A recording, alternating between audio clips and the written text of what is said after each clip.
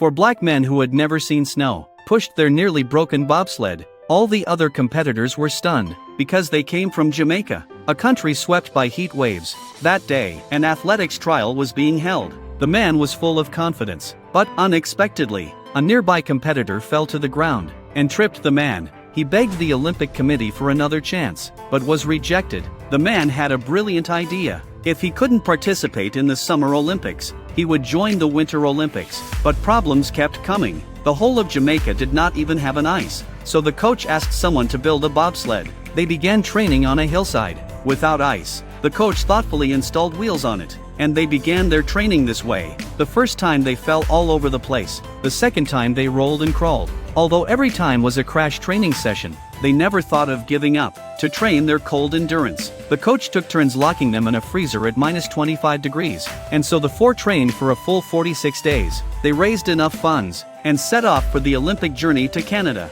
But just after landing, the four who had never seen snow, were frozen stiff by the cold weather. The coach hurriedly found an old friend, spent all their money, to buy an old bobsled about to be scrapped. Although worn out, it was their only hope to participate. But when their peeling paint bobsled appeared on the track, everyone gave them strange looks, ignoring the ridicule. They put on helmets, and began their first ride on ice. They sped down the track, but with no experience on a real track. For a time they became an international joke, but they did not lose heart. They continued to train, practicing hard every day on the ice. On the day of the final, they started with a super fast launch, leading other competitors from the start. An accident happened. After a sharp turn, a screw under the bobsled suddenly came loose, causing them to overturn. They slid hundreds of meters before stopping at the finish. The rescue team rushed over to check, but they slowly stood up. The four lifted the nearly 600-pound bobsled, and walked step by step towards the finish. More and more people began to applaud them.